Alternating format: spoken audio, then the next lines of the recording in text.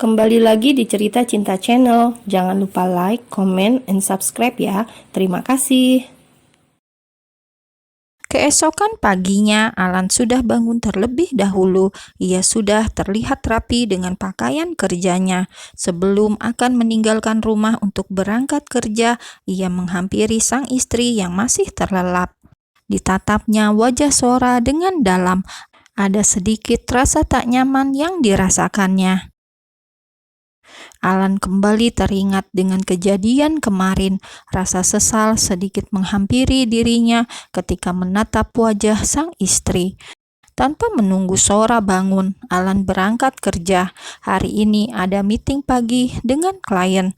Sebelum benar-benar pergi, Alan mengecup kening istrinya dengan lembut.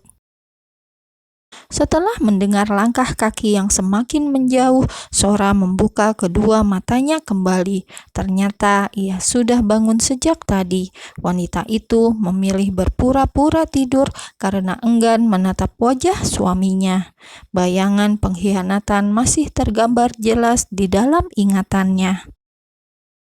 Padahal itu hal gila yang ia rencanakan sendiri, tapi kini ia malah menyesal karena merasa dikhianati sang suami.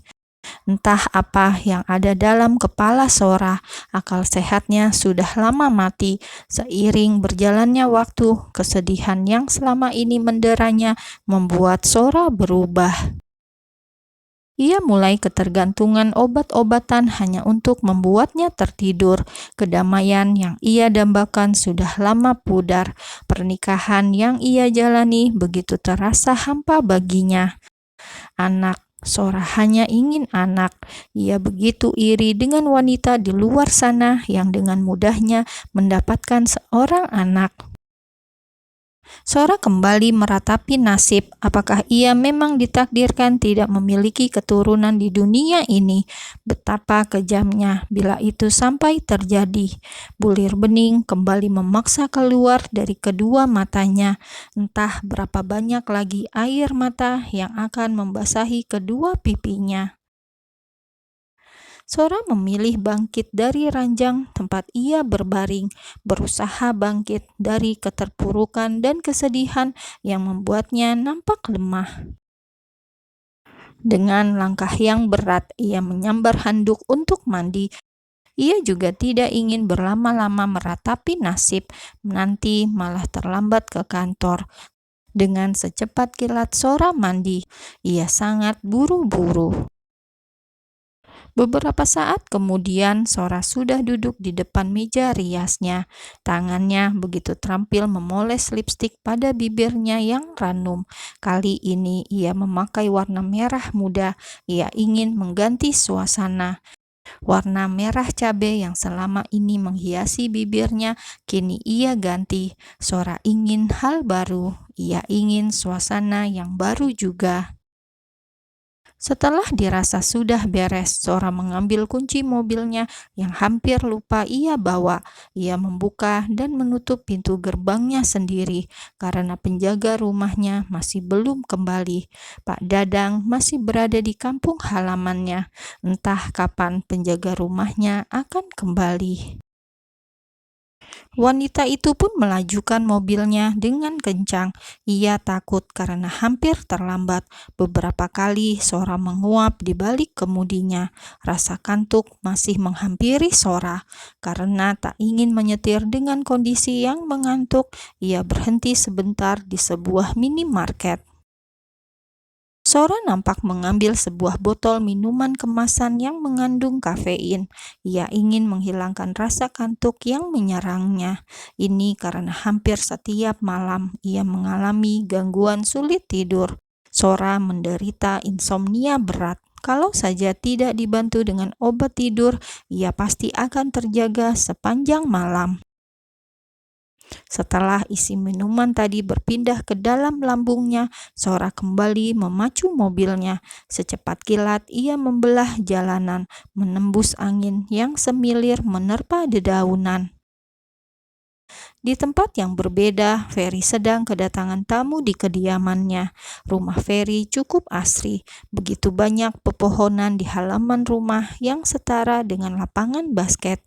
Dari teras rumahnya, kita dapat melihat pohon mangga yang menjuntai banyak buahnya. Di sisi yang lain, ada beberapa pohon kelengkeng yang masih berbunga. Belum lagi sisi yang lainnya. Rumah Ferry sudah mirip pasar buah. "Apa kabar, Mah?" sapa Ferry pada mamanya yang datang berkunjung. Mata Mama masih terpacu pada buah-buah ranum yang ada di halaman rumah putranya. "Buruk," jawab Mama Ida dengan ketus. Nada suara sang mama nampak tidak bersahabat kali ini. "Kok begitu, Mah? Kamu kapan pulang?" Mama Ida bukannya menjawab, ia justru kembali mengajukan pertanyaan pada Ferry. "Pulang kemana, Mah? Ini kan rumah Ferry." Raut wajah Mama Ida mulai mengeras. Ia nampak kesal dengan sikap putranya. Bagaimana tidak, hanya karena perbedaan pendapat dengan suaminya, Ferry memilih meninggalkan rumah. Begitulah Ferry, ia lebih memilih hidup bebas dan mandiri tanpa ada orang yang mengatur. Daripada jiwanya dikekang dan terlalu banyak aturan, ia memilih meninggalkan rumahnya, hidup dengan usahanya sendiri tanpa bayang-bayang orang tuanya. Merasa percuma saja berbicara dengan putranya, Mama Ida menerobos masuk. Ia memeriksa tiap sudut ruangan yang selama ini ditinggali Ferry. Tangannya terlalu penasaran dengan isi kulkas milik Ferry. "Menikahlah, Fer," ucap Mama, nadanya seperti sebuah perintah. "Iya, Ma, tapi tidak saat ini. Mama kenalin dengan putri teman Mama ya." Bujuk rayu sudah mulai Mama Ida lancarkan. Ia berniat menjodohkan putranya yang tidak kunjung menikah. "Tidak usah repot-repot, Ma. Nih, kamu lihat dulu fotonya." Mama Ida menyodorkan ponselnya. "Tidak usah, Ma, sudah ada yang aku sukai," ucap Ferry untuk menghentikan aksi perjodohan mamanya. "Siapa wanita beruntung itu? Tidak sia-sia kamu selama ini menjaga diri, hingga tidak ada satu wanita pun yang kamu pacari semenjak kamu ditinggal nikah sama... Siapa itu teman kamu yang cantik dulu?" "Amelia Soraya, Mah," jawab Ferry dengan semburat senyum di wajahnya yang tampan. "Oh iya, si Sora. Lama juga Mama tidak mendengar kabar darinya, padahal dulu kalian akrab." "Kabarnya baik, Mah." "Loh, kamu kok tahu?" tanya Mama dengan sedikit rasa penasaran. "Kemarin baru ketemu, Mah." "Oh, lain kali sampaikan salam Mama buat orang yang sudah membuat putra Mama patah hati yang cukup dalam," kata Mama Ida dengan nada bercanda. "Apa sih, Mah?" "Lah, terus siapa gerangan gadis yang kamu sukai saat ini?" Mama Ida mencoba mengorek kehidupan putranya. Dengan ragu-ragu, Ferry menjawab pertanyaan dari Mama Ida. "Sora." "Apa?" "Iya, Sora. Mama tidak salah dengar kan, Fer?" "Amelia Soraya, Mah, teman SMA Ferry yang membuat Ferry patah hati cukup lama."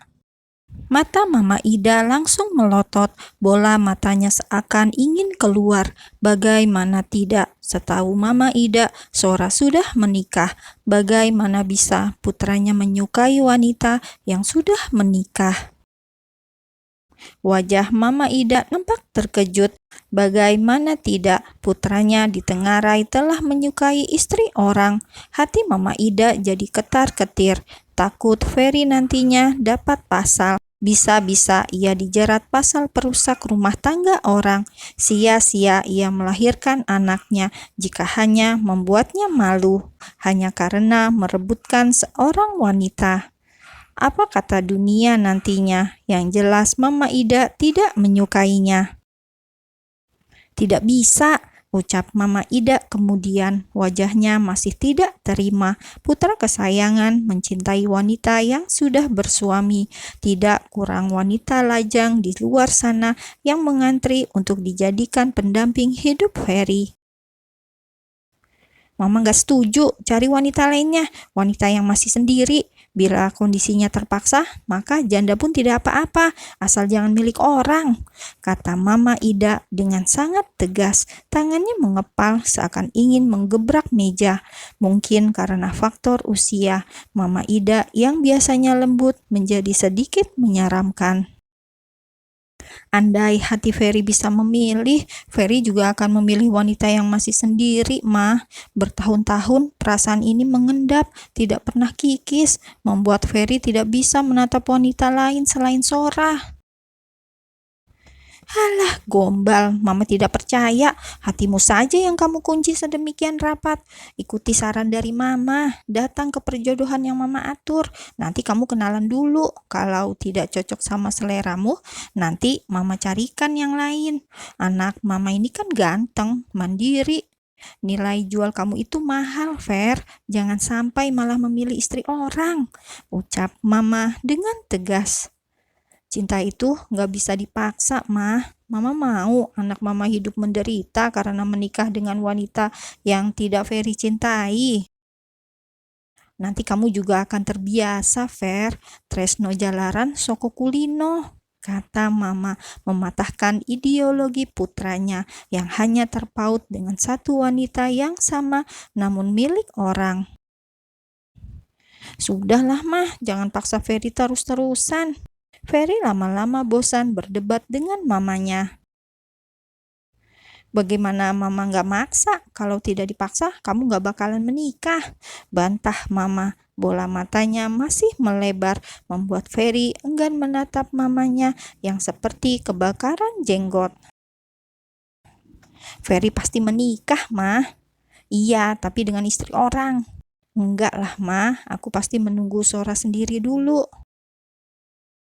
Mata Mama langsung menyala. Ia tidak mengira putranya sedang terjerat cinta buta. Cinta pertama yang membutakan mata putranya. Mama Ida semakin geram dengan jalan pikiran Ferry. Kok bisa-bisanya anaknya mendoakan kehancuran rumah tangga orang lain?